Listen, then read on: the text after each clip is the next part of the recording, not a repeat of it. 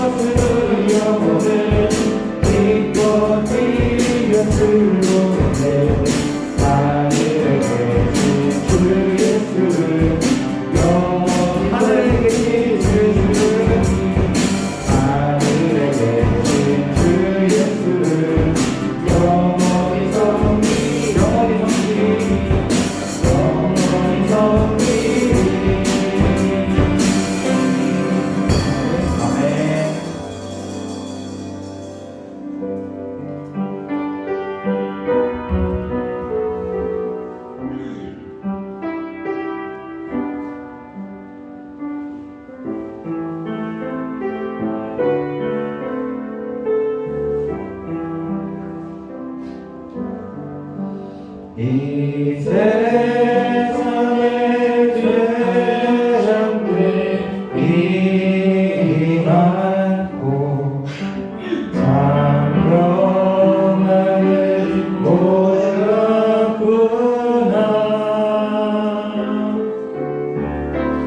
내 주 예수 나오라 부르시니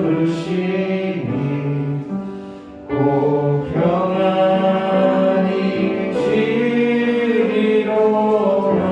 이 세상에 근심되는 일이 많고 이 세상에 근심된 일이 많고 잠시면 난 몰랐구나. 내 주 예수를 바로라 부르시니 내 주 예수 나로라 부르시니 오 평안이 주리로다.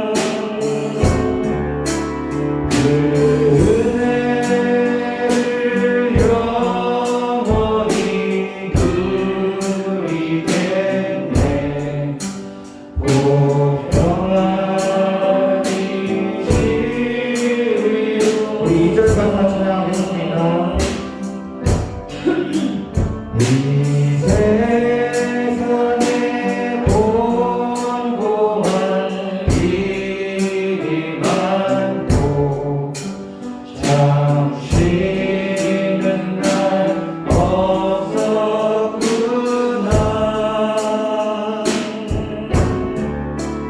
내 주 예수 날 사랑하시오니 곧 평안히 쉬리로다.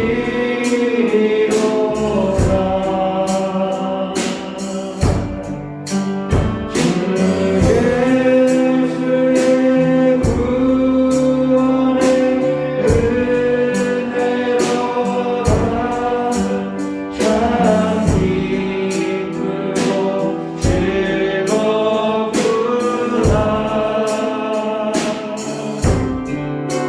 그 은혜를 영원히 누리겠네. 오 평안히 쉬리로다.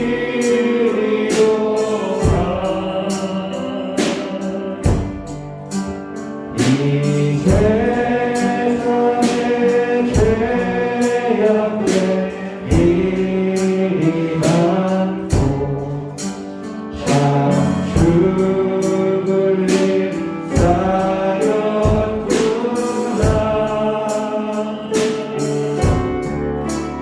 내 주 예수 날 건져 주시오니 곧 평안히 쉬리로다.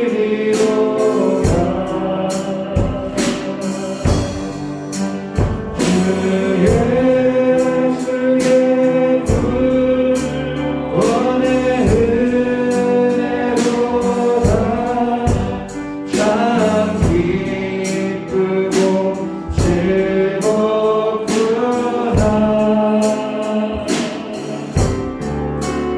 그 은혜를 영원히 누리겠네. 오 평안히 모두 다 같이 일어나 찬양하겠습니다. 주 예수의 구원의 은혜로다. 주 예수의 구원의 은혜로다. 참 기쁘고 즐겁구나.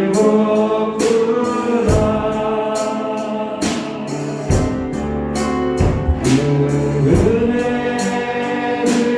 영원히 누리겠네. 오 평안히 쉬리로다. 이 시간 다 같이 예배를 위해서 기도하겠습니다. 우리가 이 시간 기도할 것은 주님께서는 우리가 이 세상에서 정말 이 환난 가운데 힘들고 지치고 그것 가운데 흔들려 사는 것이 아니라 주님께서는 우리에게 화평한 삶을, 기쁨과 행복이 넘치는 삶을 우리에게 살게 하시기를 원하십니다. 우리가 그 마음을 굳게 잡고 이 예배 시간에 나왔으면 좋겠습니다. 주님께 바라보며 나의 소망을 드리고 또 주님께서 주시는 그 기쁨을 가지고 우리가 살아갈 수 있도록 이 예배를 통해서 나의 마음 가운데 주님의 참 평안이 있게 해달라고 이 시간 같이 기도했으면 좋겠습니다. 기도하시겠습니다.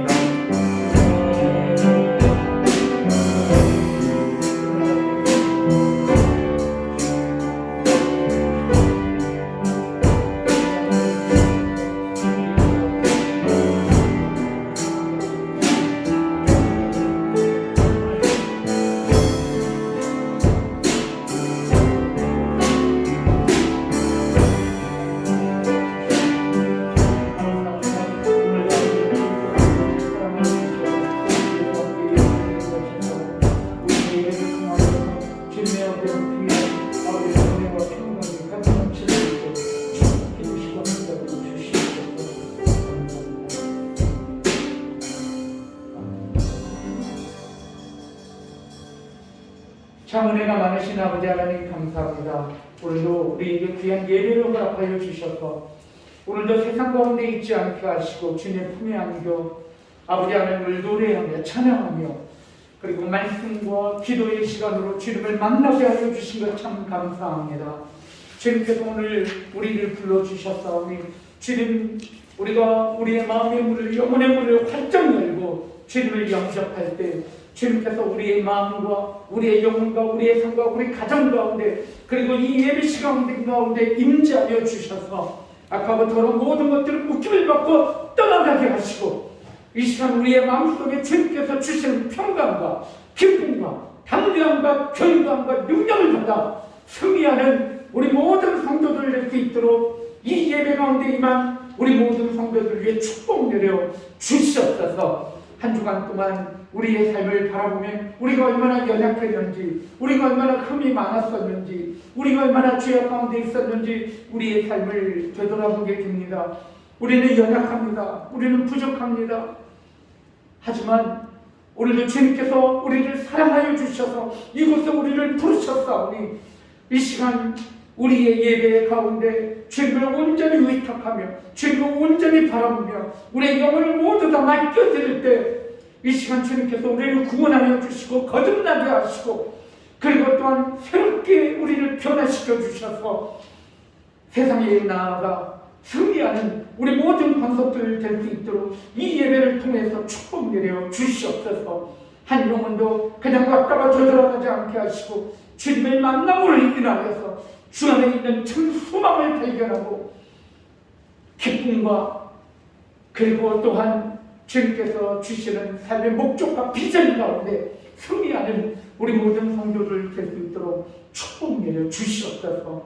아버지 하나님, 오늘 자리를 둘러보건대 많은 우리 성도님들이 자리에 나오지 못했습니다. 아버지 하나님, 어디에서 무엇을 하든지 그들 위에도 하나님의 은혜를 내려주셔서 아버지 하나님 다음에는 함께 모여 주님 앞에 예배드리기에 부족함이 없도록 아버지 하나님 그들 위에도 은혜를 내려주시옵소서. 시종일관 처음부터 끝까지 이 예배를 주님 앞에 위탁드리오며 이 모든 말씀 예수 그리스도의 이름으로 간절히 기도 올리옵나이다. 아멘. 사도신경으로 신앙 고백하겠습니다. 전능하사 천지를 만드신 하나님 아버지를 내가 믿사오며 그 외아들 우리 주 예수 그리스도를 믿사오니 이는 성령으로 잉태하사 동정녀 마리아에게 낳으시고 본디오 필라도에게 고난을 받으사 십자가에 못 박혀 죽으시고 장사지 사흘 만에 죽은 자 가운데서 다시 살아나시며 하늘에 오르사 전능하신 하나님 우편에 앉아 계시다가 저리로서 산 자와 죽은 자를 심판하러 오시리라. 성령을 믿사오며 거룩한 공예와 성도가 서로 교통하는 것과 죄를 사하여 주시는 것과 몸이 다시 사는 것과 영원히 사는 것을 믿사옵나이다. 아멘. 우리 찬송가 25장 우리 하나님 앞에 일어서신 채로 찬송가 25장을 읽어드리겠습니다.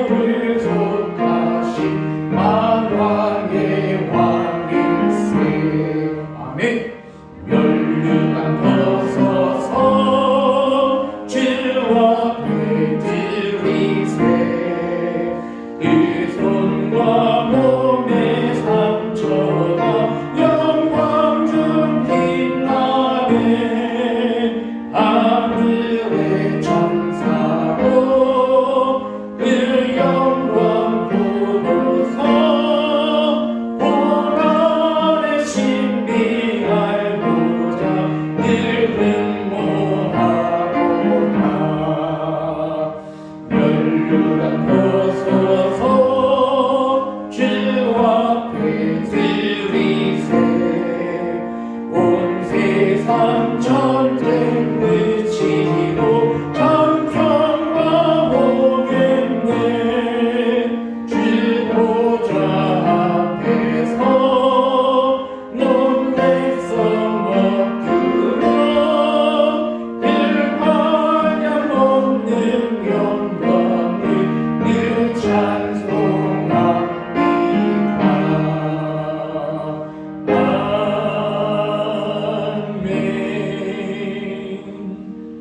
제자리에 앉으시기 바랍니다.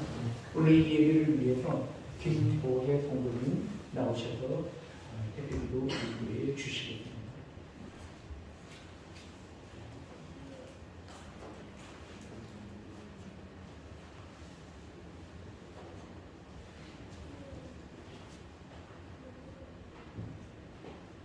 기도하시겠습니다. 하나님 아버지, 오늘도 저희에게 주일을 허락하여 주시고 풍성한 가을을 주셨음에 감사드립니다. 얼마 안 남은 11월도 주님과 함께 동행하는 시간이 되도록 도와주시옵소서. 주님, 코로나와 함께하는 시대가 왔지만 아직 정상적인 삶을 되찾기엔 질병의 위협 속에 놓여 있습니다. 이 어려움 속에 은혜를 내려주셔서 얼른 회복되도록 해주시옵소서. 세상에는 많은 연약한 자들이 많습니다. 저 또한 연약한 자이지만 주님이 주신 은혜와 복을 기억하고 더 힘들고 연약한 자들에게 베풀 수 있는 마음을 허락하여 주시옵소서.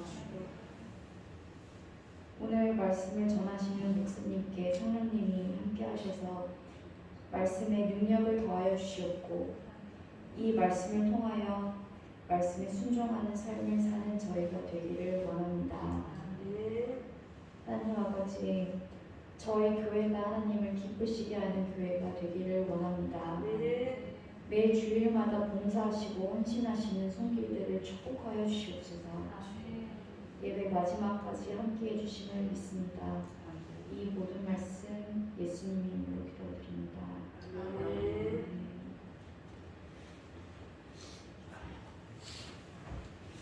감사합니다. 하나님께서 오늘 우리에게 주시는 말씀은 누가복음 5장 3절에서부터 11절까지 말씀을 우리 함께 교독하기로 합니다. 여러분, 하나님께서 오늘 우리에게 주시는 말씀 누가복음 5장 3절에서부터 11절까지 말씀을 우리 함께 말씀을 교독하기로 원합니다. 그러면 제가 먼저 읽고 여러분 한 절 읽고 함께 말씀을 교독하기로 원합니다. 그러면 제가 먼저 읽겠습니다. 예수께서 한 배에 오르시니 그 배는 시몬의 배라. 육지에서 조금 떼기를 청하시고 앉으사 배에서 무리를 가르치시더니 시몬에게 이르시되 깊은 데로 가서 그물을 내려 고기를 잡으라. 시몬이 대답하여 이르되 선생님, 우리들이 밤에 새도록 수고하였을 때 잡은 것이 없지만은 말씀에 의지하여 내가 그물을 내리리이다 하고 그렇게 하니 고기를 잡은 것이 심히 많아 그물이 찢어지는지라. 이에 다른 배에 있는 동무들에게 손짓하여 와서 도와달라 하니 그들이 와서 두 배의 체험에 잠기게 되었더라. 시몬 베드로가 이를 보고 예수의 무릎 아래에 엎드려 주여 나를 떠나소서 나는 죄인이로소이다 하니 이는 자기 및 자기와 함께 있는 모든 사람이 고기 잡히는 것으로 말미암아 놀라고 세베대의 아들로서 시몬의 동업자인 야고보와 요한도 놀랐습니다. 예수께서 시몬에게 이르시되 무서워하지 말라. 이제 이후로는 내가 사람을 취하리라 하시니 함께 그들이 배를 육지에 대고 모든 것을 버려두고 예수를 따르니라. 아멘. 말씀 전하기 전에 잠시 기도하겠습니다. 하나님 감사합니다. 오늘도 주님의 말씀을 함께 나누고자 합니다. 이 말씀이 하나님의 말씀으로 증거되기 부족함이 없도록 말씀 가운데 역사해 주시옵소서. 우리가 아멘으로 화답하며 말씀을 받을 때 이 흔들리는 세대 속에서 견고하여 흔들리지 않게 하시고 그리고 또한 좌절과 낭만 가운데 있었던 우리에게 소망의 말씀으로 증거되기에 부족함이 없도록 말씀 가운데 역사해 주시옵소서. 아버지 하나님, 이 시간 또한 우리에게 맡겨주신 귀한 자녀들을 위해서 기도합니다. 주일학교 가운데 우리 어린 자녀들을 우리에게 맡겨주셨사오니 우리 교사 선생님들이 또 교회가 이들을 양육하며 나아갈 때 일평생 동안 주님과 함께 동행하면서 승리하는 귀한 우리 자녀들 되게 하시고 앞으로 교회와 나라와 민족을 이끌어가는 지도자들이 될 수 있도록 하나님께서 축복 내려 주시옵소서. 어린 자녀들을 가르치는 우리 교사 선생님들에게 함께하여 주셔서 우리 교사 선생님들 늘 자녀들을 양육하기에 부족함이 없도록 지혜와 명철과 건강과 모든 축복을 더하여 주시옵소서. 이 모든 말씀 예수 그리스도 이름으로 간절히 기도 올려옵나이다. 아멘. 이 시간 우리 학생들 교사 선생님 따라 나갈 때 박수로 소리를 찬송하겠습니다. 주님의 축복합니다. 아멘.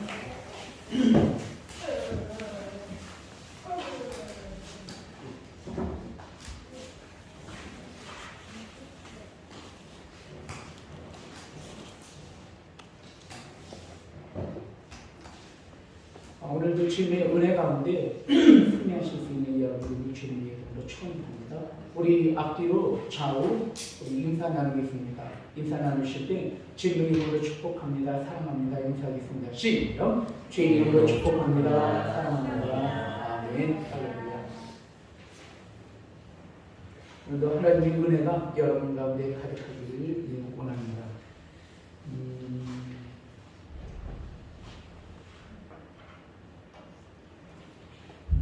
오늘 저는 여러분들과 함께 말씀을 나눌 때에 비전이라고 하는 주제를 가지고 여러분들과 함께 말씀을 나누려고 합니다. 비전이라고 하는 것이 무엇이냐면 비전은 바라본다라고 하는 의미가 있는 그런 영어로 된 단어가 비전입니다. 요새 비전이라고 하는 단어를 너무 많이 쓰고 있잖아요. 뭐 회사 이름도 비전자가 들어가기도 하고 어떤 모임 가운데도 비전자가 들어가기도 합니다. 그래서 이 비전이라고 하는 그런 단어는 바라본다라고 하는 그런 의미에서부터 파생된 그런 단어가 바로 비전이라고 하는 단어입니다. 미래를 바라보고 소망하며 희망하는 그런 어떤 청사진과 같은 그러한 단어가 바로 비전이라고 하는 그런 단어입니다. 저 사람은 참 비전이 있는 사람이야. 저 기업은 정말 비전이 있는 기업이야 라고 하는 그런 말 뜻은 그 사람이나 그 기업이 미래를 향해 나가는 소망이 있다. 그리고 미래를 향해서 앞으로 향해서 나아가는 추진력이 있는 어떠한 그러한 목표를 분명한 목표를 가지고 있다 라고 하는 그런 뜻일 것입니다. 그래서 저희는 오늘 이 말씀을 통해서 비전이라고 하는 그러한 단어를 그런 의미를 가지고 오늘 말씀을 함께 나누고자 합니다. 아마 주님께서는 우리를 바라보시면서 우리 모두가 정말 비전이 있는 삶을 살기를 원하실 줄로 믿습니다. 비전이라고 하는 그런 말 단어 속에는 목적이라고 하는 의미가 함축되어 있는 것을 보게 됩니다. 비전이 있는 사람은 분명한 목적을 향해서 나아가고 있기 때문입니다. 그래서 이 비전이라고 하는 단어에는 반드시 목적이라는 의미가 함축되어 있는 것을 보게 됩니다.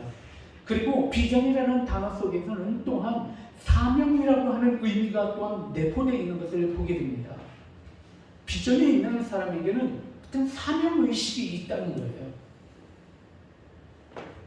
이 사실은 우리가 어떤 일을 할 때 좋아서 하는 일도 있지만 해야 하는 일이기 때문에 하는 일도 있어요. 우리가 어떤 일을 할 때 좋아서 하는 일은 싫어지면 해요, 안 해요? 안 해요. 이 사명이라고 하는 것은 좋으나 싫으나 하는 것입니다. 그래서 어떻게 보면 사명이 굉장히 중요한 것 같아요. 이 사람이 분명한 사명감이 있는가? 어떤 목적이 있는가? 바로 그 말씀은 우리의 삶의 의미와 가치하고도 연관이 되어지는 그런 것임을 보게 됩니다. 우리가 어떤 비전을 바라보고 삶의 목적을 갖고 사명의식을 갖고 무엇인가 이루어 나갈 때 그 가운데 어떤 분명한 삶의 목적을 이루어 나가는 삶의 가치가 그 가운데 이루어지기 때문입니다. 그래서 우리는 비전이라고 하는 단어를 우리가 함께 의미를 생각을 해보면 목적, 사명, 가치라고 하는 그런 의미가 함께 함축되어 있는 것을 보게 됩니다. 오늘 이러한 중요한 어떤 내용이 어떤 주제가 오늘 비전이라고 하는 주제를 가지고 그 속에 담겨져 있는 오늘 말씀을 통해서 우리에게 주시는 그 비전을 한번 발견하고 그 비전을 다시 한번 우리가 확고히 함으로 인하여서 여러분의 삶이 분명한 사명감이, 그리고 여러분의 삶 가운데 분명한 삶의 목적이, 그리고 여러분의 삶에 분명한 삶의 가치가 여러분 가운데 확립이 되고, 그리고 또한 성취가 되는 그런 은혜로운 그런 말씀이 되기를 주님의 이름으로 축원드립니다. 우리는 예수 그리스도를 바라보면서, 그러니까 예수님을 바라보면서 한 가지 어떤 의문을 갖는 부분이 있어요. 그것은 무엇이냐면, 예수님은 언제부터 당신께서 하나님의 아들이시며 그리고 메시아인 것을 언제 알게 됐는가라고 하는 것이, 여러분 궁금하지 않습니까? 여러분 이런 질문을 스스로 해본 적이 있지 않으십니까? 저도 그런 질문을 스스로 해본 적이 있어요. 도대체 예수님은 본인이 태어나셔서 언제서부터 본인이 나는 메시아야, 나는 하나님의 아들이야, 나는 인간의 몸을 가지고 온 하나님이야 라고 하는 자기 인식이 언제서부터 확립이 됐을까? 여러분 궁금하지 않습니까? 저도 궁금합니다. 그런데 저는 오늘 이런 주제를 가지고 자기 인식이라고 하는 부분에 대해서 먼저 여러분들과 함께 말씀을 좀 나누고자 하는 겁니다.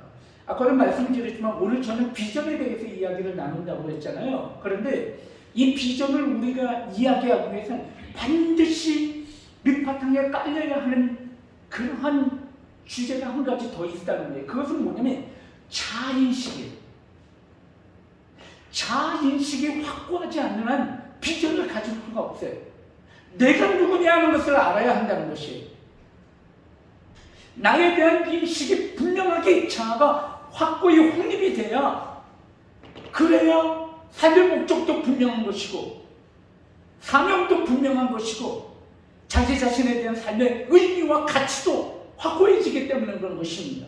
내가 누구인지를 모르고 내가 무엇 때문에 태어났는지, 내가 무엇을 위해서 이 땅에 있는지 자기 자신을 모른다면 분명한 비전을 가질 수가 없기 때문입니다.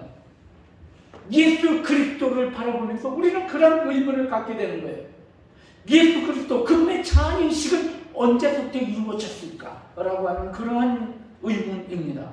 먼저 우리는 이 예수 그리스도의 자아인식에 대해서 생각하면서 이런 생각을, 말씀을 우리가 한번 보기를 원하는 것입니다. 첫 번째는 예수 그리스도의 어머니 마리아와 그의 아버지 요셉에게 주의 천사가 나타나서 이야기를 하게 됩니다. 마리아에게 무엇을 이야기하면, 네가 태중에 가지고 있는 아이는 성령으로 말미암아 너의 태중에 잉태된 아기인데, 이 아기는 앞으로 세상에 태어나서 모든 인류의 죄를 감당하시고 모든 인류를 구원하시기 위한 메시아가 될 것이다. 그의 이름을 예수라 하라 라고 마리아에게 이야기를 하게 됩니다.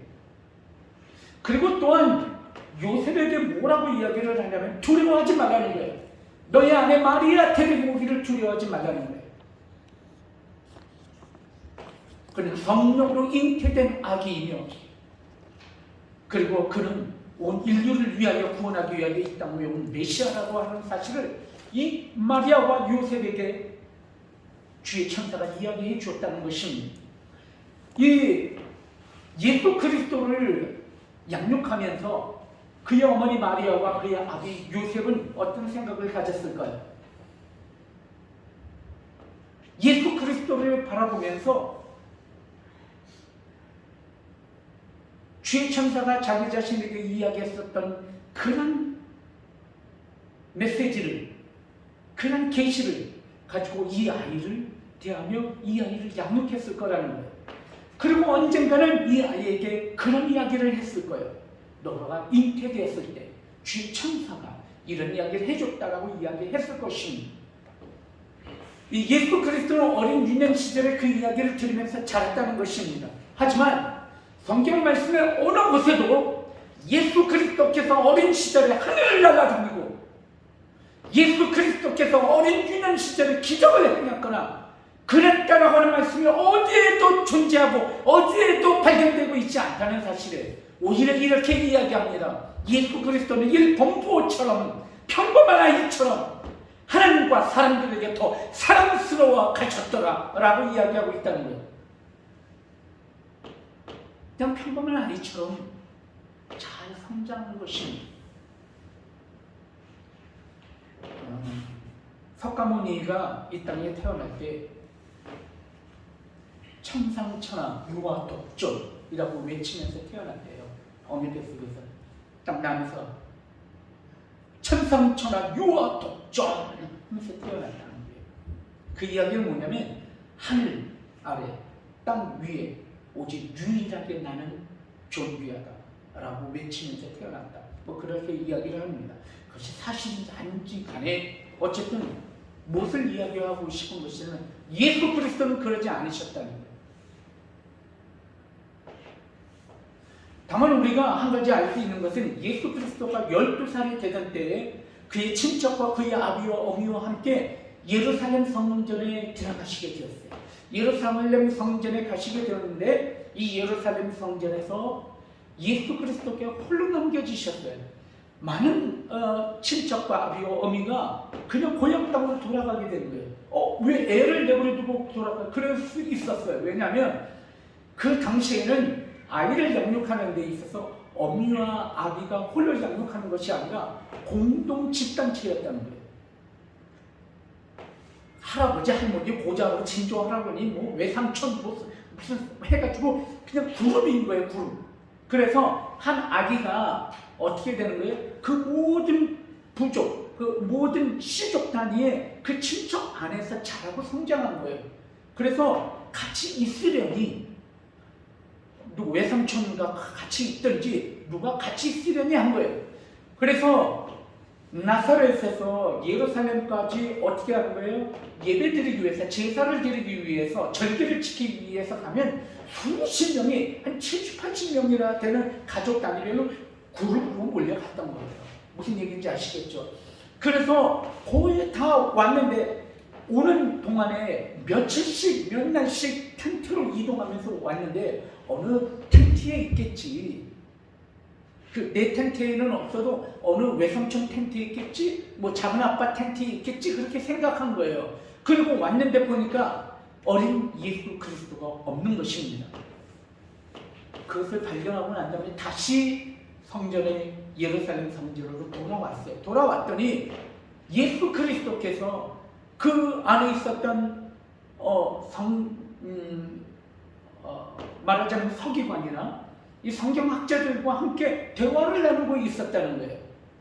많은 성경학자들이 이 아이가 어린아이인데 이런 지혜와 명철 어디에서부터 나왔는가라고 감탄하며 탐복했다는 거예요.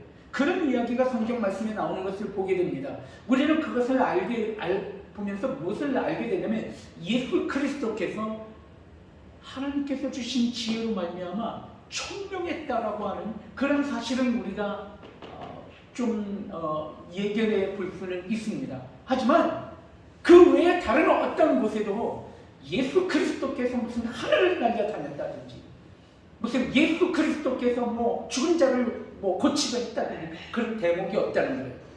예수 그리스도께서 그의 공생애를 시작하기 때 누구에게 세례를 받으시냐면 세례 요한에게 세례를 받으셨어요.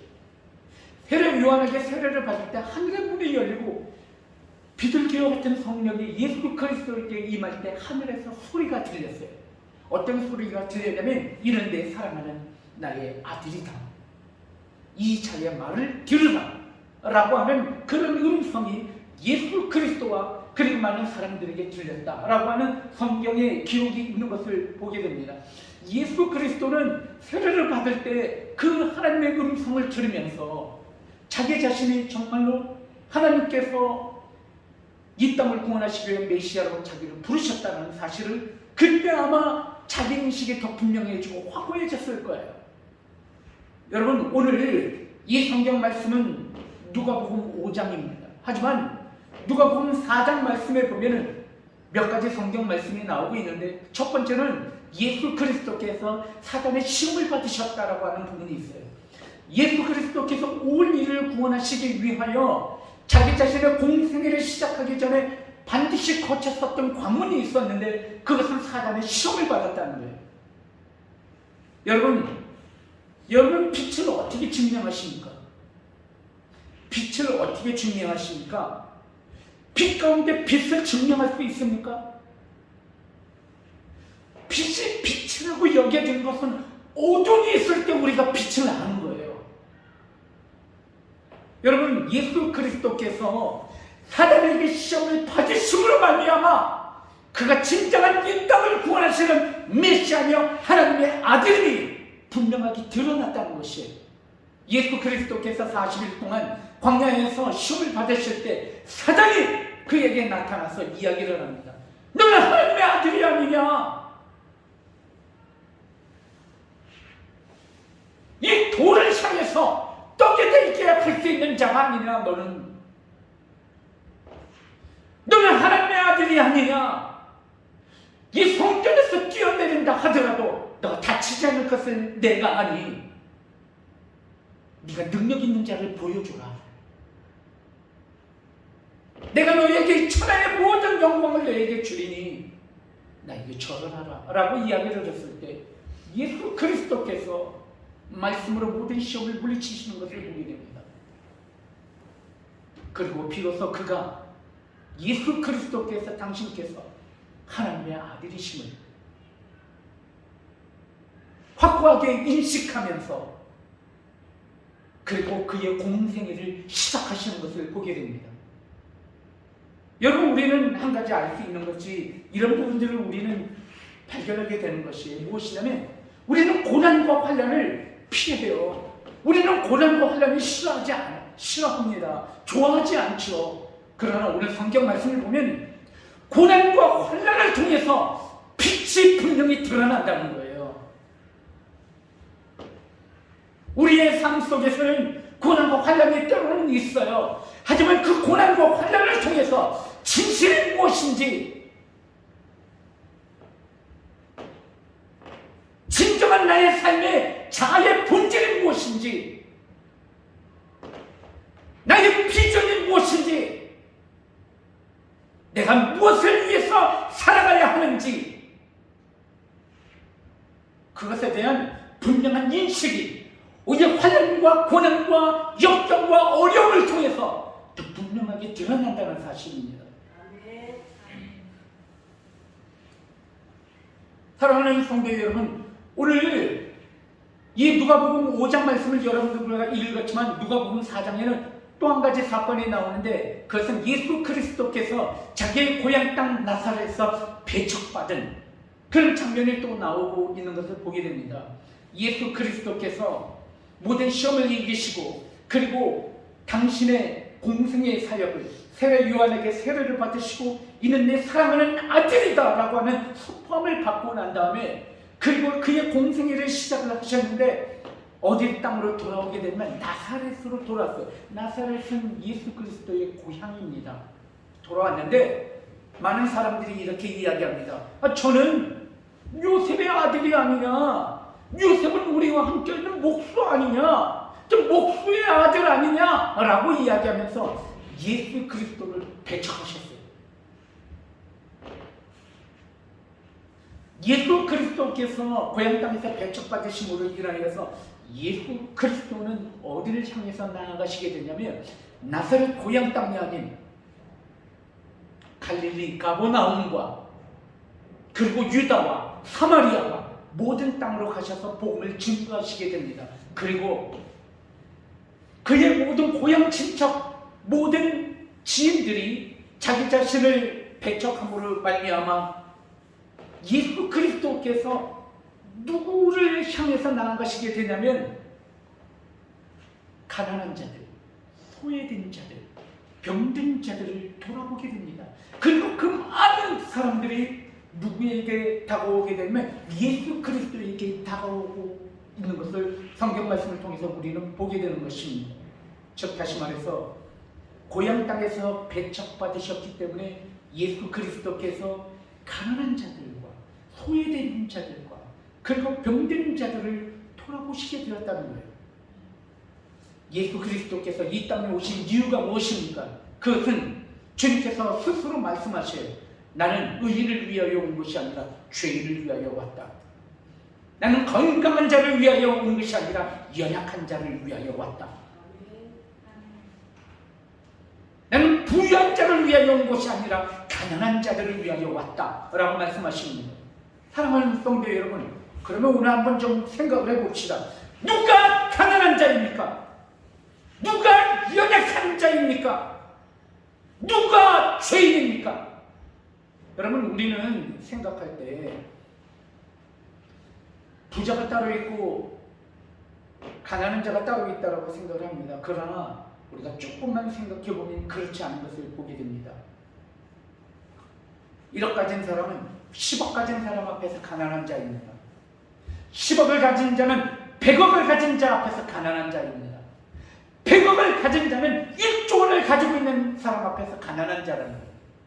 가난이라고 하는 그런 개념은 양적인 개념이 아니에요. 마음에 있는 거예요. 그래서 모두가 다 가난한 자들이라는 사실이에요. 만족하지 못하는 것이 가난이기 때문입니다. 이 세상에 있는 모든 사람들이 자기가 가지고 있는 물질을 가지고 만족하는 사람이 있는가? 없어요. 그것이 인간의 탐욕이기 때문입니다.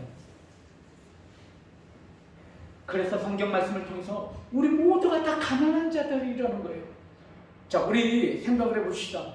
병든 자를 위해서 주님이 오셨다고 하는데, 여러분, 이 땅 가운데 건강한 자가 있는가라고 한번 생각해 보자면, 건강한 가정, 아무리 재산이 많고 재물이 많고 지식이 많고 돈을 많이 빌고 모든 것들을 다 가지고 있는다 할지라도 건강한 가정이 아닙니다. 저는 뉴스를 통해서 그런 이야기를 들었어요. 의사인데 자기 와이프를 난도질해가지고 토막 내서 냉장고에다가 보관하는, 그 의사가 되기 위해서는 얼마나 많은 공부를 했겠어요. 건강합니까? 많이 배웠다고 해서 절대 건강한 것이 아닙니다. 여러분, 이 땅 가운데 불지 기업들, 그 부모가 자식한테 재산을 물려줬는데 그 재산권 때문에 암투하며 그렇게 전쟁과 같은 법정에서의 싸움을 바라보면서 차라리 저들에게 돈이 없는 것이 낫었을 텐데 하는 생각이 들어지는 것입니다. 여러분, 우리가 조금만 생각을 해보면 누가 가난한 자인가, 누가 죄인인가, 누가 소외된 자인가 생각을 해보면 우리 모두가 소외된 자이며 우리 모두가 가난하며 우리가 모두가 병든 자임을 우리는 알 수 있는 것입니다. 그래서 예수 그리스도께서 이 땅에 오셨을 때 소외된 자들과 병든 자들과 가난한 자들을 위하여 내가 이 땅에 왔다라고 선포하는 것입니다. 그 선포는 온 인류를 위해서 이 땅에 오셨음을 주님께서 선포하고 있는 것과 마찬가지라는 것입니다. 오늘 제가 이 말씀을 드리는 것은 예수 그리스도의 메시아이신 그 자아인 시간 성장했다는 것입니다. 확고해졌다는 것입니다. 오늘 저는 이 말씀을 여러분들과 나누면서 그러면 우리들의 자아의식은 어떻게 되는 것인가? 우리들의 자아의식도 확고해져 가는 것입니다. 우리의 자아의식도 성립되며 정립되져 가는 것이라는 것이에요. 어쩌면 우리는 연약할 수 있어요. 어쩌면 우리는 부족할 수 있습니다. 어쩌면 우리의 믿음이라는 것이 난 너무 연약한 거 아니야? 너무 볼품없는 거 아니야? 라고 생각할 수 있습니다. 근데 그럴 수 있겠죠. 하지만 우리의 믿음과 그리고 우리가 성도라고 하는 우리의 자의식, 그리고 성도라는 자의식을 바탕으로 하여서 우리에게 허락하여 주신 비전, 꿈, 하나님의 목적, 계획, 삶의 의미와 가치는 점점 더 분명해져 가는 것이라는 거예요. 마치 예수 그리스도께서 그러셨던 것처럼 여러분, 그래서 저는 오늘 우리가 함께 예배를 드리고 있는 우리 모든 성도들, 그리고 우리 교회가 어떤 비전을 가지며 우리 교회가 여러분이 삶 가운데 어떤 삶의 목적과 가치를 향해서 나아가야 하는지, 여러분 오늘 예수 그리스도를 바라보면서 그것들을 발견하시고 정립하셔서 일평생 동안 바른 삶의 비전을 갖고 승리하셔서 정말 복되고 아름다운 삶 살아가실 수 있는 여러분들을 주님의 이름으로 축원드립니다. 오늘 성경 말씀을 보면은 여러분들이 너무나 잘 아시는 말씀입니다. 예수 그리스도께서 베드로를 제자로 삼으셨던, 부르셨던 장면입니다.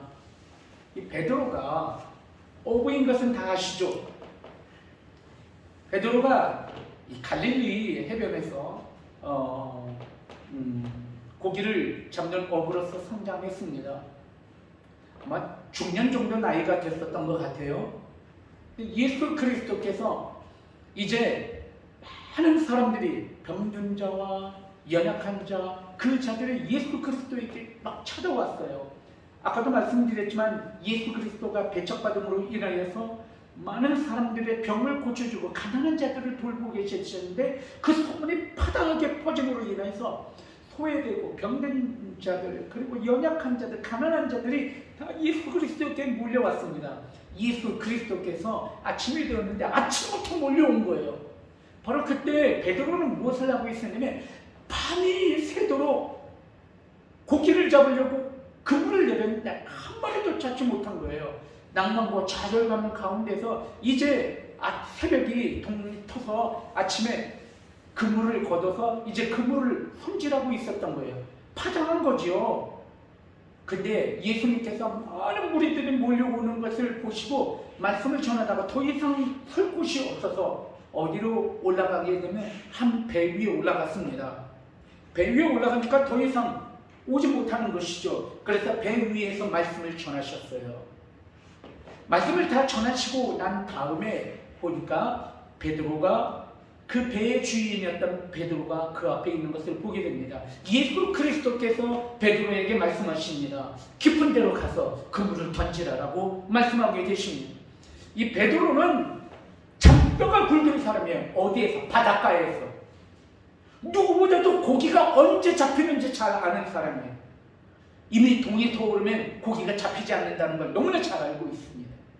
그런데 예수님께서 지금 갖고 나가서 깊은 데로 가서 그물을 던지라는 거예요.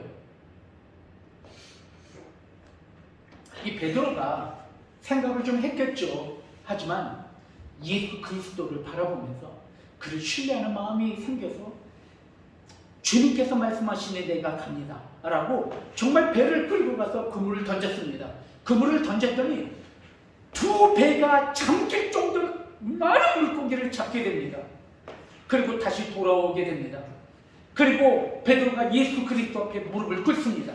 예수 그리스도 앞에 무릎을 꿇고 이야기를 하게 됩니다. 주여, 저는 죄인입니다. 나를 떠나소서. 난 당신을 감당할 수 없습니다 라고 이야기를 하게 됩니다. 왜 그랬을까요? 예수 그리스도의 모습을 보면서 하나님의 모습, 거룩하신 하나님의 모습을 그가 보았기 때문입니다. 예수 그리스도를 바라보면서 감당할 수 없는 거예요. 그래서 나는 죄인이라고 고백을 하게 됩니다. 그때 예수님께서 베드로의 이 고백을 들으시고 난 다음에 이렇게 말씀하십니다. 내가 너를 사람을 취하는 어부가 되게 하리라. 너는 이제부터 사람을 취하게 되리라 라고 말씀하고 계십니다. 이 사람을 취한다라고 하면 사람을 얻는다, 사람을 구원한다 라고 하는 뜻입니다. 네가 지금까지는 생선을 잡기 위해서, 물고기를 잡기 위해서 내 일평생을 소모했지만 지금부터는 너는 이제 사람을 얻고 사람을 구원하는 그런 삶으로 새로운 삶을 살게 될 것이다 라고 이야기를 하게 됩니다. 이 베드로가 이 말씀을 받게 됩니다. 그리고 성경 말씀에 보면은 베드로가 예수 그리스도를 쫓아서 그의 모든 것들을 버려두고 예수 그리스도를 쫓았다라고 이야기를 하게 됩니다. 이것이 오늘 여러분들과 함께 읽은 말씀, 본문의 말씀입니다. 여러분, 오늘 이 본문의 말씀을 통해서 우리에게 주님께서 주시는 메시지가 있다는 것이, 아까도 말씀을 드렸지만 예수 그리스도의 자인식이 성장하며 발전하면서 확립이 되어갔다는 것이 사랑하는 성도 여러분, 우리의 자인식도 더욱더 분명해지며 확고해져 가야 한다는 것이에요. 여러분에게 질문을 정말 하고 싶습니다. 여러분들은 누구이십니까? 여러분 무엇 때문에 사십니까? 여러분의 비전은 무엇입니까? 여러분의 사명은 무엇입니까? 좋은 비전교회의 사명은 무엇일까요? 좋은 비전교회의 목적이 무엇일까요? 좋은 비전교회를 통해서 이루고자 하시는 하나님의 비전은 무엇일까요? 이것은 바로 자인식과 깊은 관계가 있다는 것이에요. 오늘 성경 말씀을 통해서 우리에게 이야기를 하시는데, 내가 너희를 사람을 구원하는 자가 되게 하리라 말씀하고 계시잖아요. 예수 그리스도께서 이 땅에 오신 목적은 사람을 구원하시기 위해 오십니다. 교회를 통해서 이루고자 하시는 목적은 예수 그리스도께서 이 땅 가운데 오신 목적과 같아요. 왜냐하면 교회는 예수 그리스도의 몸이기 때문입니다. 우리는 교회를 이루고 있는 구성원이에요. 주님께서 뭐라고 말씀하시면 너는 나의 지체라고 이야기하고 있어요. 지체라고 하는 것은 가지라고 하는 뜻입니다. 우리가 예수 그리스도의 몸을 이루고 있는 부분들이라는 거예요. 그렇습니다. 여러분 한 분에 한 분이 계시기 때문에 좋은 비전 교회라고 하는 교회가 성립이 되는 거예요. 여러분 한 분 한 분이 교회이며 여러분 한 분 한 분이 바로 예수 그리스도의 자녀들이라는 거예요. 여러분들이 마음속에 어떤 자의식이 있느냐에 따라서 교회가 결정이 되는 것이며 여러분의 인생이 결정되는 것이에요. 오늘 주님께서는 우리에게 분명하게 이야기하고 있어요. 우리의 목적은, 우리의 비전은 사람을 구원하는 것이다. 그 이야기를 하고 있다는 사실입니다. 다 같이 따라합시다. 사람을 구원하는 것이 우리의 삶의 비전입니다. 여러분들은 결혼을 하신 분이 있고 결혼을 하지 못하신 분이 계실 거예요. 결혼을 해서 삶을 살아가시는 여러분들 안에는 아내는 남편을 구원하고 남편은 아내를 구원하십시오. 아비는 자녀를 구원하고 자녀는 부모를 구원하십시오. 여러분들은 많은 지인들을 만나게 될 것입니다. 하나님께서 지인을 여러분들에게 붙여주신 것은 사람을 구원하라고 지인을 붙여주신 거예요. 우리가 삶을 살아나가면서 사람의 생명을 구원할 수 있다면 그것만큼 기쁜 일이 없는 것이에요. 좌절과 낭만과 실망과 소망이 없는 삶 가운데 있었던 그에게 나의 삶이, 나라고 하는 존재가 그에게 희망이 되어주고 소망이 되어주고 그 영혼을 구원할 수 있는 존재가 되었다면 그의 인생은, 그의 삶은 예수 그리스도께서, 하나님께서 우리에게 주신 비전을 이룬 것입니다. 단 한 영혼이라도 구원했다면 그 사람의 존재적인 가치는 이미 성취된 것이라는 거예요. 예수 그리스도께서 이 땅에 오신 이유는 무엇인가? 그냥 사람을 구원하기 위하여 오신 거예요. 예수 그리스도는 십자가를 끝까지 지셨어요. 저 십자가는 지는 것이 쉬운 일이 아니에요. 하늘의 영광을 다 버려야 하는 것이에요. 저 십자가를 지기 위해서는 육신의 고통을 다 감당해야 하는 것입니다. 저 십자가를 지기 위해서는 오물과 멸시와 침대를 받아야 하는 것입니다. 하지만 예수 그리스도는 그것을 기꺼이 기쁨으로 감당하셨다는 것입니다.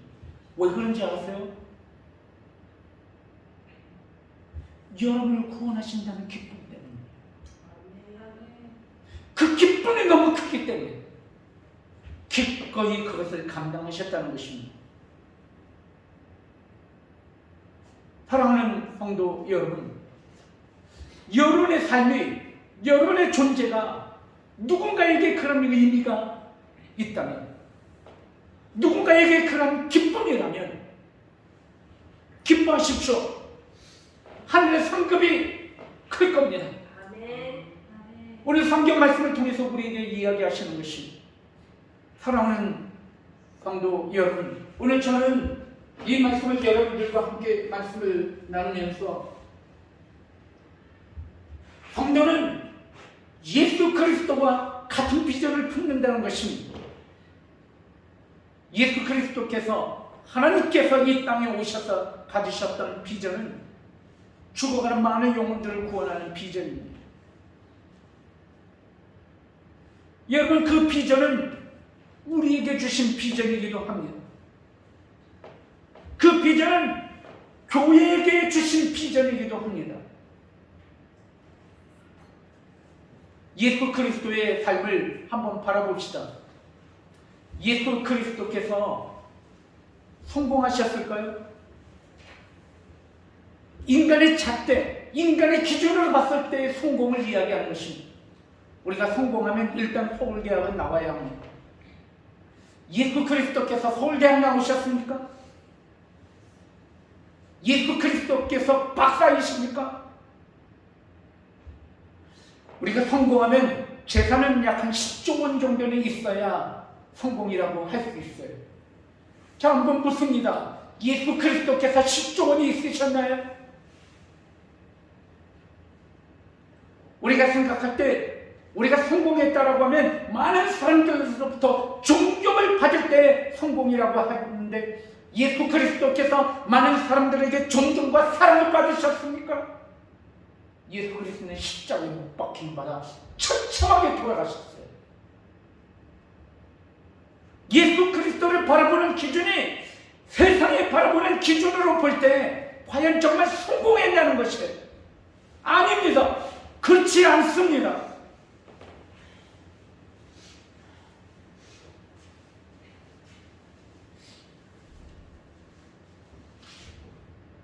하지만 예수 그리스도는 이루신 것이 있어요. 그것은 무엇이냐면 사람을 구원하셨다는 거예요. 다른 모든 건 포기했어도 사람의 영혼을 구원하신 그분이시기 때문에 우리가 예수 그리스도를 우리의 메시아로, 예수 그리스도를 우리 주 하나님으로 섬기는 것입니다. 여러분의 삶 가운데 비록 많은 돈을 벌지 못했고, 많은 것을 배우지 못했고, 많은 것을 이루지 못했고, 많은 사람들에게 혹시나 천대 멸시를 받는다 하더라도 여러분의 삶이 누군가에게 희망이 되고, 여러분의 삶이 누군가의 영혼을 구원하는 삶이라면 모든 것을 이루고 모든 것을 성취한 삶이라는 사실을 진심으로 깨달을 수 있는 여러분들에게 주님의 이름으로 축원드립니다. 그 일이 가장 존귀하고 가장 위대한 일이기 때문입니다. 사랑하는 성도 여러분, 사람을 취하는 어부가 되게 하리라. 여러분의 삶이 사람을 취하는 어부가 되기를 바랍니다. 로마의 네로 황제와 모든 황제들의 핍박 가운데 그리스도인들이 가지고 있던 상징이 있었어요. 그 상징은 물고기입니다. 물고기 표시가 그리스도인이라고 하는 상징입니다. 눈빛을 서로 봅니다. 그리고 당신이 그리스도인인지 아닌지를 물고기로 마크를 그리는 것입니다. 그래서 그것이 서로가 그리스도인이라고 하는 그런 암호와 같은 표시가 물고기 표시인 것입니다. 왜 물고기일까요? 영혼을 구원하는 것은 썩어져가는 물고기를 구원하는 것이 아니라, 물고기를 잡는 것이 아니라 죽어가는 영혼을 구원하는 진정한 어부가 되는 것입니다. 그것이 그리스도인의 삶이라는 것입니다. 사랑하는 성도 여러분, 우리의 삶이 그런 삶이 되어야 한다라고 이야기를 하고 있습니다. 여러분 혹시 여러분의 삶을 통해서 여러분의 삶이 누군가에게 소망이 되어줄 수 있다면, 여러분의 삶이 누군가에게 위로가 되어줄 수 있다면 기뻐하십시오. 하늘의 상급이 클 것입니다. 사랑하는 성도 여러분, 사람을 구원한다라는 것, 그것이 무엇일까요? 첫 번째, 요한복음 3장 말씀을 통해서 우리에게 이야기하시는 말씀이에요. 사람이 구원받는 자라는 것이 무엇일까? 아까 말씀드렸죠.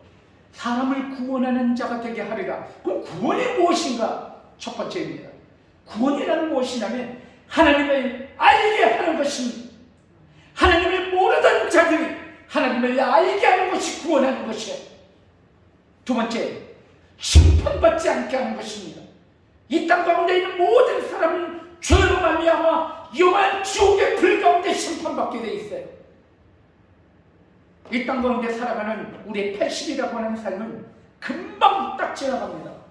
저는 제가 아직도 20대처럼 느껴져요. 근데 내년이면 60이에요. 저도.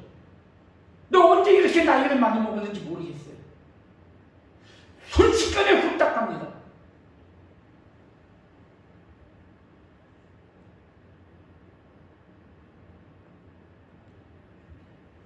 여러분, 우리의 인생이 길지 않다는 것이에요. 여러분, 우리의 인생 가운데 우리는 마지막 때에 서게 된다는 것이에요. 죄의 심판이 반드시 우리에게 따른다는 것이에요. 이 죄의 심판 가운데 놓이지 않게 하는 것, 그것이 구원이라고 이야기하는 거예요. 하나님의 구원이 예수 그리스도 통하여서 우리에게 놓여져 있는 것을 우리가 전도하며 선포하는 것, 하나님을 알게 하는 것, 그것이 구원이라는 거예요. 그리고 구원이란 무엇이냐면 영원한 영생의 소망을 갖게 되는 것, 그것이 구원이라는 것이에요. 이 풍진 세상, 이 주죽박죽되는 엉킨 세상, 이것이 이 인생의 우리의 삶의 정착지라고 생각하면 얼마나 한탄스럽겠어요. 하지만 이 땅 가운데 삶이 다가 아니라는 거예요. 이후에 하나님께서 우리에게 주신 영원한 천국의 소망이 우리 가운데 있다는 것이에요. 그래서 이 땅 살아나가면서 좀 억울하고, 이 땅 살아나가면서 조금 손해보고, 이 땅 살아나가면서 좀 힘들어도 우리 이길고 견딜 수 있다는 거예요. 왜냐하면 우리에겐 영원한 천국의 소망이 있기 때문이라는 것입니다. 아멘. 이것을 알게 하는 것, 이것이 구원이라는 거예요. 이것이 사람을 취한다는 것이에요. 여러분, 이 땅 가운데 가장 큰 소망이 무엇이냐면 하나님을 모르던 자가 하나님을 알게 하는 거예요. 그것이 가장 큰 소망이며 가장 큰 기쁨인 것이에요. 제가 요새 참 느끼는 게 있어요. 우리 권사님들 머리가 이제 하얘시고 그러신데, 나이가 점점 먹어가면서 어떤 생각이 드냐면 참 헛살았다, 참 부질없다, 내지는 좀 억울하다, 좀 그런 생각이 들어요. 솔직히 말하면 좀 아쉽다, 참 더덥다, 그런 생각이 정말 듭니다. 난 무엇 때문에 살아왔는가? 난 무엇을 이루었는가? 너무 생각해보면 한탄스럽기도 해요. 하지만 그럼에도 불구하고 제 마음 가운데는 누구도 빼앗아갈 수 없는 기쁨과 소망이 제 가운데 있어요. 그것은 바로 무엇이냐면 하나님의 사랑입니다. 하나님이 나와 함께 하신다는 사실입니다. 하나님께서 예수 그리스도의 보혈의 십자가를 통해서 영원한 천국의 소망을 나에게 남겨주셨다는 것입니다. 이것을 생각하면 내가 지금까지 살아왔었다는 삶이 그래도 내가 주님과 함께 있었고 주님을 바라보면서 헛되지 않은 삶을 살았다라고 하는 위로가 제 가운데 있는 것이에요. 하지만 이 세상에 죽어가는 많은 사람들을 봐봐요. 그들 가운데 정말 하나님이 없다면 얼마나 도덕는 인생인가. 그냥 짐승처럼 왔다가 짐승처럼 살다가 그냥 죽어가는 거예요. 정말 개, 돼지처럼 그냥 살다가 죽는 것입니다.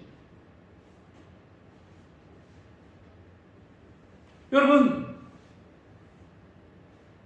나이가 먹고 주름살이 생기고 흰머리가 나고 점점 몸은 연약해져서 무릎 관절은 좋지 않고 허리도 아프고 눈도 잘 보이지 않고 귀도 잘 들리지 않고 어떤 때 보면 내가 이게 뭔지 내 몸이 점점 이렇게 망가져가고 있구나, 나는 점점 소멸되어 가고 있구나 라고 하는 것을 느껴요. 내 인생을 지금까지 살아온 내 인생을 누가 갚아주겠냐는 거예요. 누가 갚아줘요? 누가 위로해 주겠어요? 내 삶을, 나의 이 소진된 삶, 내가 지금까지 이렇게 애쓰며 살아왔지만 이루지 못한 내 삶을 누가 위로해주면 누가 갚아주겠어요? 하나님이 갚아주신다는 거예요. 하나님이. 오직 하나님만이 우리를 갚아줄 수 있다는 거예요. 그리고 이렇게 말씀하십니다. 수고했다. 내 아들아, 내 딸들아, 수고했다. 나의 이름을 위하여, 십자가를 위하여 너의 호흡, 너의 발걸음, 너의 모든 삶을 내가 받겠다. 누가 이야기하시는 거예요? 하나님이 이야기하시는 거예요. 하나님이 갚아주시는 거예요. 그리고 영원한 천국의 소망을, 영원한 영생의 소망을 우리에게 남겨주시는 거예요. 그게 위로가 되는 거예요. 하지만 세상 사람들은 그것조차도 없는 거예요. 그게 없는 거예요. 그냥 살아가다가 그냥 힘없이 늙다가 골골하면서 아프다가 죽어가는 거예요. 그냥 죽는 거예요. 그리고 영원한 지옥의 심판이 그들 가운데 있는 거예요. 여러분, 너무나 안타까워요. 주님께서 이야기하시는 거예요. 내가 너희로 사람을 낳는 자가 되게 하겠다. 사랑하는 성도 여러분, 우리의 삶의 목적이 무엇인가? 사람을 구원하십시오. 사람을 얻으십시오. 생명을 구원하십시오. 여러분의 일평생을 통하여 죽어가는 영혼에게 소망을 줄 수 있다면, 인생에 있어서 궁극적인 소망, 아까도 말씀드렸지만 이 소진되어 버린 내 삶에 나에게 마지막으로 갚아주신 그런 소망을, 하나님을 알게 하는 영원한 영생과 천국의 소망을 줄 수 있는 그런 삶이 여러분을 통해서 일어난다면 여러분의 삶은 참 가치 있는 삶인 것입니다. 오늘 성경 말씀을 통해서 참된 비전이 무엇인가? 비전. 사람을 건지십시오. 다른 거 다 잃어버려도 돼요. 다른 거 다 버려도 돼. 근데 한 가지, 내가 사람을 구원했다면 그의 삶은 최고의 가치 있는 삶이라는 거예요. 하나님을 모르는 자에게 하나님을 알게 하고 하나님을 소개하고 영원한 영생의 소망을 그에게 주었다면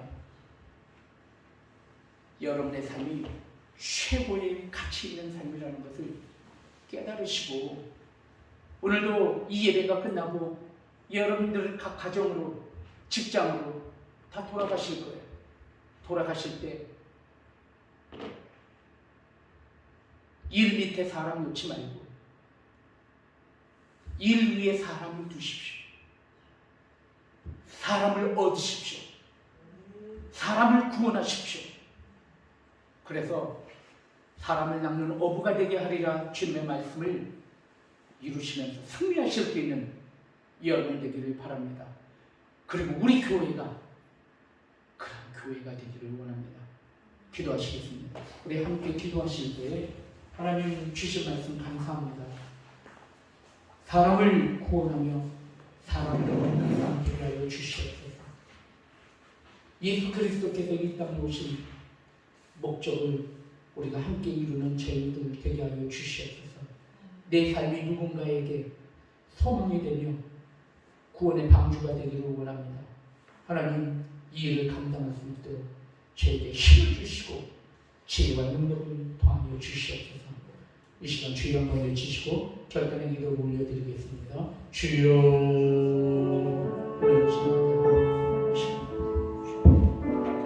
우리 아버지 하나님, 주님을 함께 주시옵소서. 아버지 하나님, 주님을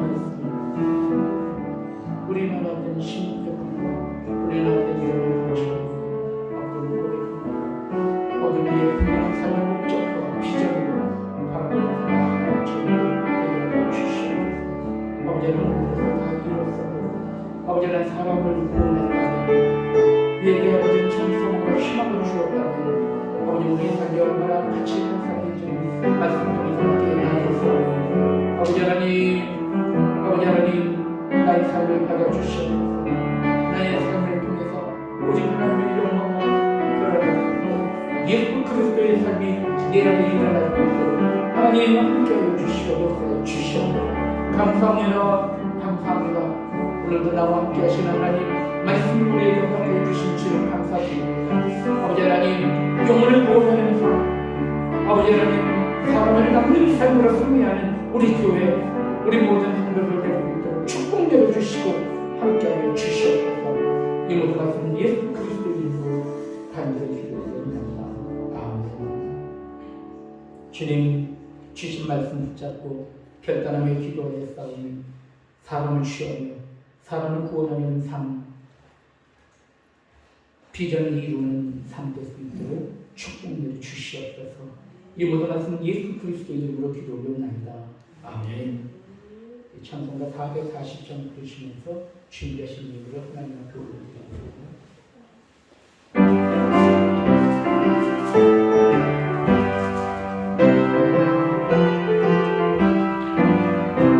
어디든지 예수 나를 이끌면 어디든지 예수 함께 가야 돼.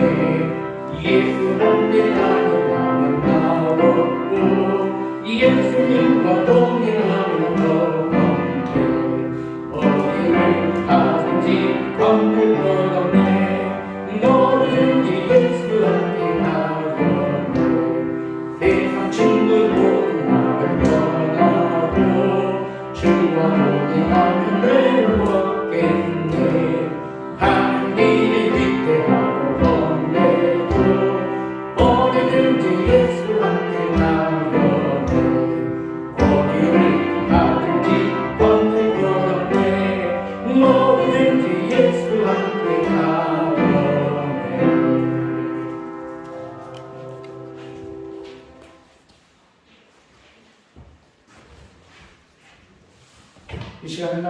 귀한 예물을 드리실 때 곽정 지사님 가져온 11주 예물을 드리셨습니다. 한유준 우리 어린이 하나님 앞에 11주 예물을 드리셨습니다. 이정우 선생님 11주 예물을 박태관 청년 하나님 앞에 11주 예물을 드리셨습니다. 곽정 지사님 축복 감사합니다. 그리고 무예의 유를 만들어 주신 하나님, 역전을 행하신 하나님 감사드립니다. 박정훈 지사님 감사를 드리셨습니다. 그리고 김포의 성도님 외에 우리 모든 성도님들이 주일영물을 주정물을 드리셨습니다. 드린 예물 위에 축복 기도 올리겠습니다. 주님, 우리도 주님 앞에 귀한 예물을 드렸습니다. 이 예물은 우리의 믿음의 고백이며 신앙의 고백입니다. 우리의 믿음을 받아주시옵소서. 하나님께서 우리 모든 성도들을 위해 30배, 60배, 100배 넘치는 물질 축복을 부어주셔서 그 물질을 통해서 하나님 영광 올려드리기에 부족함이 없도록 크신 은혜를 부어 주시옵소서. 아버지 하나님, 이 시간 여러 가지 마음속에 아픔과 상처가 있습니까? 치유하여 주시옵소서. 좌절과 낭망이 있습니까? 소망을 희망으로 바꿔 주시옵소서. 주님과 동행하며 승리할 수 있도록 붙잡아 주시고 함께하여 주시옵소서. 주님, 여러 가지 육신의 연약함이 있습니까? 이 시간 아픈 부분에 손을 얹고 기도할 때 하나님께서 이 시간 치유하여 주시옵소서. 이 시간 예수 그리스도의 이름으로 기도하니 아까부터 오는 모든 병만은 목숨을 받고 떠나가게 하여 주시옵소서. 우리의 비전을 주님 앞에 올려드립니다. 사람을 구원하게 하여 주시옵소서. 사람을 구원하기 위해 저에게 능력을 주시옵소서. 저에게 힘을 주시옵소서. 명철을 다하여 주시옵소서. 아버지 하나님, 건강도 허락해 주시옵소서. 아버지 하나님, 주님께서 허락하여 주시는 놀라운 비전을 이루어 나가며 하나님만 오직 영광을 돌릴 수 있도록 복의 복을 더하여 주시고 함께하여 주시고 붙잡아 주시옵소서. 이 모든 말씀이 예수 그리스도의 이름으로 간절히 축복하며 기도 올려옵나이다. 아멘. 감사합니다. 아버지 하나님, 우리 믿음의 고백을 받아 주시옵소서. 아멘.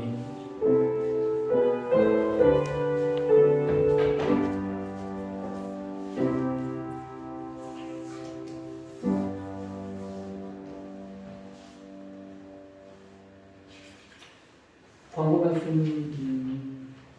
그런 말씀드리겠습니다. 오늘 예배가 끝나고 난 다음에 오늘은 대림절 첫째 주일입니다. 대림절이란 무엇인데 예수 그리스도께서 이 땅에 오신 성탄절, 성탄절이 오기 전 4주, 그래서 첫째 주, 대림절 첫째 주, 둘째 주, 셋째 주, 넷째 주 주말고 성탄절이 오는 것입니다. 그래서 오늘은 대림절 첫째 주입니다. 오늘 대개 대림절에는 성탄트리를 장식을 합니다. 오늘 원래 매달 마지막 주는 청소하는 달인데 오늘은 우리 교회를 성탄트리를 장식하는 날로 하겠습니다. 그래서 우리 남자 성도님들은 바깥에 트리, 전구나 전기 이렇게 전구를 좀 트리 장식을 해주시고 여자분들은 앞에 성탄 트리 장식을 하면서 좀 도와주셨으면 좋겠고 그래서 성탄 트리 장식을 좀 잘 해주시면 감사하겠습니다. 예배 시간 나중에 연락해 주시면 감사하겠어요. 그리고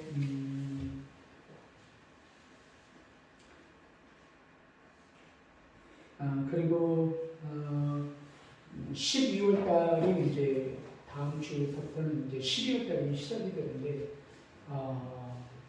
이제 한 달밖에 남지 않았습니다. 올해는 한 달밖에 남지 않았는데 우리가 12월 달 지나고 1월 달부터 영웅군 전도대회를 1월 달부터 이제 시작을 하려고 하는데 계속 기도해 주셔서 우리가 자리가 많이 비어 있는데 우리 교회에 많은 성도님들이 나와서 함께 예배 드릴 수 있도록 함께 기도하면서 올 한 해를 잘 마무리하고 내년 한 해를 또 힘있게 나아가기를 바라고 계속 기도 부탁을 드리고 그래서 달력이 나왔어요. 또 그래서 2022년도 이자가 2개나 3개나 있네요. 2022년도 달력이 나왔는데 한 가정이 하나씩 이렇게 일단은 가져가시고 만약에 하나는 하나 꼭 더 필요하다는 분은 더 가져가셔도 됩니다. 그래서 달력이 세 달력이 나오는데 한 가정에 하나씩 다 가져가시기 바랍니다. 우리 좌우옆 인사 나누겠습니다. 주님의 은혜 가운데 승리하세요. 인사하겠습니다. 시작. 주님의 은혜 가운데 승리하세요. 아멘. 하십시오. 자, 모두 다 일어나시겠습니다. 우리 함께 일어나셔서 우리 찬양할 때 평안을 너희에게 주노라 찬양하고 축도함으로 모든 예배를 마치겠습니다.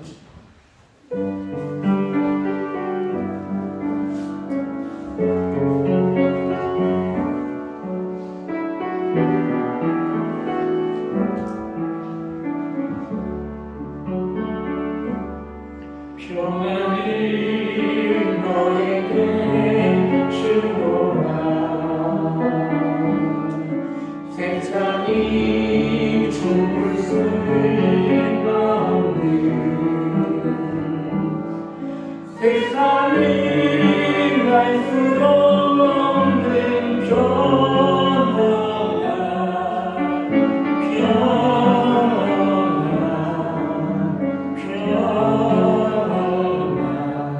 평안을 내게 우리 같이 두 손을 들어서 사랑을 내게 주노라 사랑을 너에게 주노라 앞뒤 바라보시면서 세상이 줄 수 없는 세상이 갈 수도 없는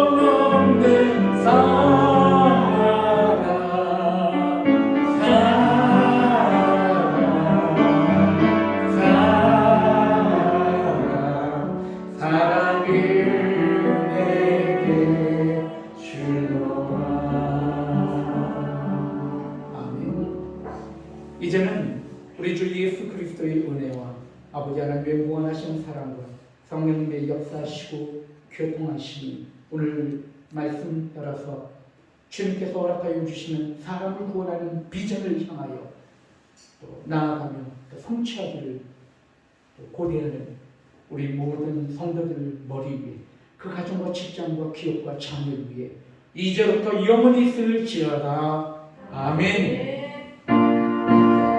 주시옵소서.